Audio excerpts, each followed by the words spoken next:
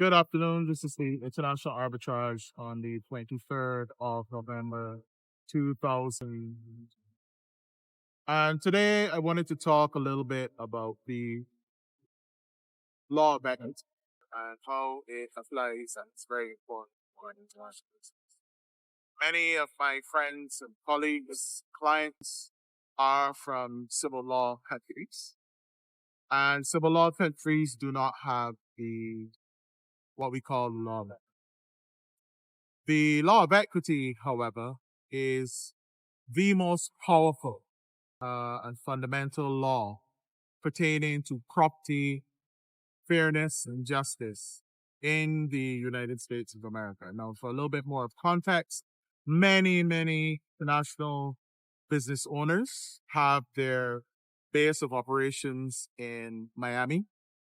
Many firms of all types, especially those doing commodities, or manufacturing, their will have their base in Miami because the port of Miami is quite excellent. The ability to use that port because it works for a lot of people. And then a lot of people from Latin America are based in Miami. Now, and they operate from Miami. Now, you've got a number of things going on in Miami. Miami, of course, is a very U.S. based. It's a U.S. city. It's part of the United States. It goes without saying.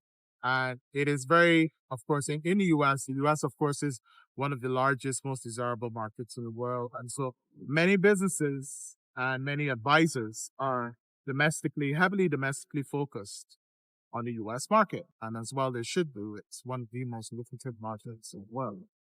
But there is an ecosystem of international business SMEs, and they differentiate the family-owned businesses from the large multinational corporations.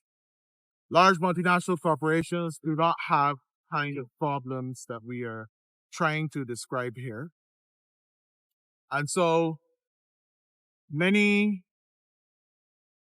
sometimes families from Latin American countries or civil law countries in Miami sometimes are not or may not take full advantage of the law of equity in their business dealings, in their arrangements for protection of themselves and their family. And so let's get into it a little bit. The law of equity is really a guidance system for the common law courts in the United States of America and other common law countries. What that means is that the law of equity contains a number of principles.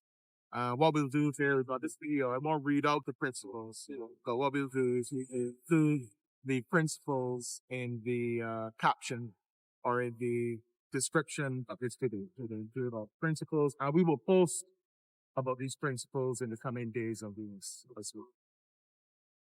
And it is important to realize that the law of equity has a number of principles, about 12, 13 principles, that the judges and the court system ultimately are guided by when they're dealing with a whole range of transactions, things to do with property, things to do with families in particular.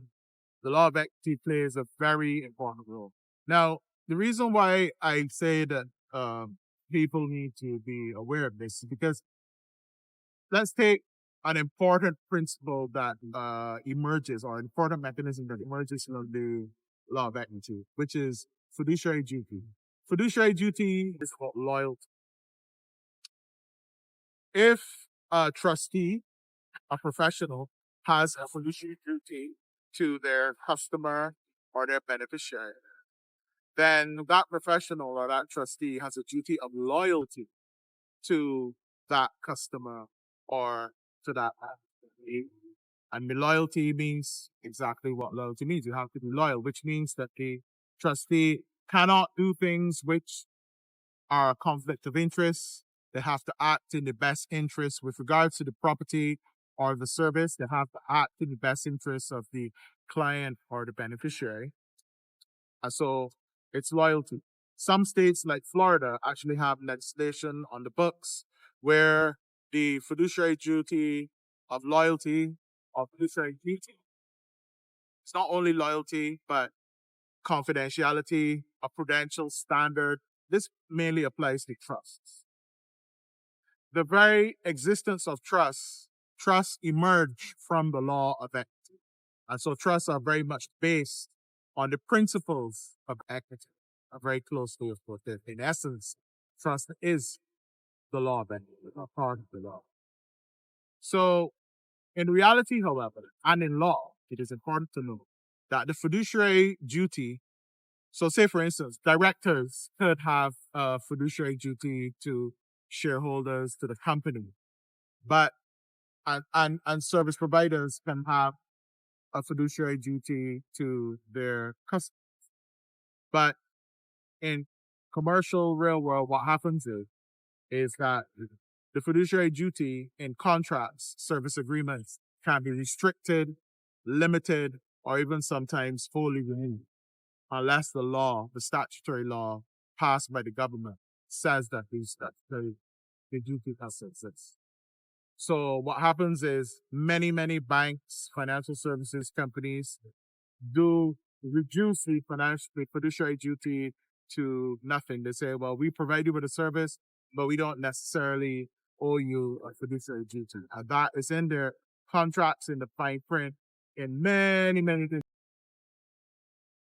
It is therefore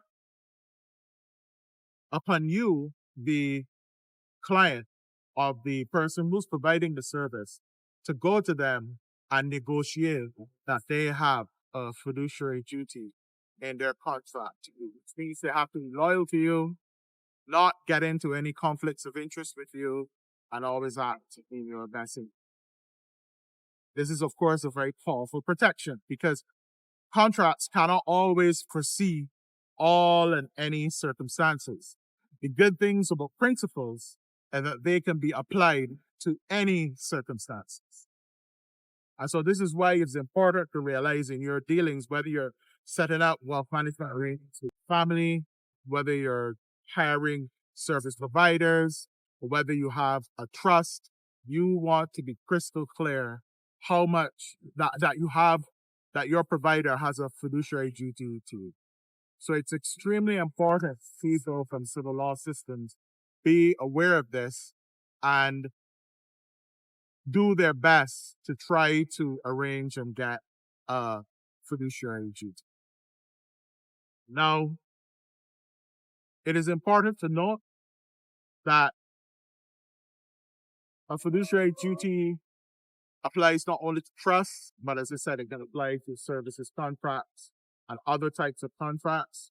And the onus is on you. You don't have to accept the standard contracts that someone gives to you. You can renegotiate.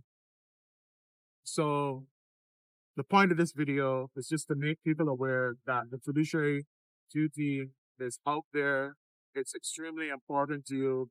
The law of equity is something that you need to look into. Ask your lawyer about it. Whatever you're doing, get into it with your lawyer. See if you can make sure that there's a fiduciary duty in there to protect you. Even if you have to appoint independent directors and other people, a fiduciary duty could mean that they always have to act in your best interest. You would be surprised at the number of contracts where a fiduciary duty is limited or taken. And then finally, there is a big difference in the law of equity between. Now, we've talked in other videos about the benefits of people doing international business and setting up an international private investment fund.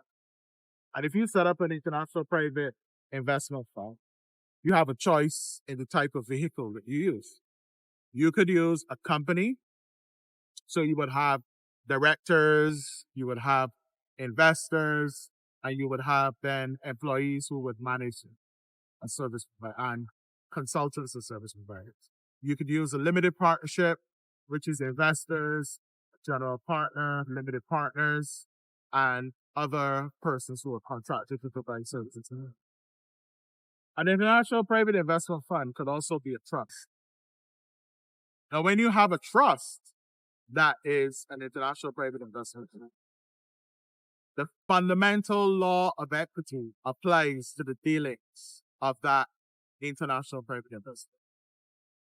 If you have an international private investment fund that is a company or a limited partnership, the application of the fiduciary duty or any other of the principles of the law of equity to a great extent depend on the restrictions, limitations, and exceptions that are contained in a whole range of agreements. But if you want to build in, especially if you're going to want to offer your investors maximum investor protection, using a trust as your international private investment fund is one way to build the principles of equity, and the principles of equity are to achieve fairness, achieve justice and righteousness. And these aims and objectives align very closely with what investors want, which is investor protection. They want to know that their fund manager is not going to engage in conflicts of interest or do things that are not in their best interest. And so you can't just tell them that. By having an international private investment fund as a trust to go some way to showing everyone that, look, we can apply the principles of equity to this arrangement, and you have these protections now built in to what we are doing at Over the Law. More on this in future videos.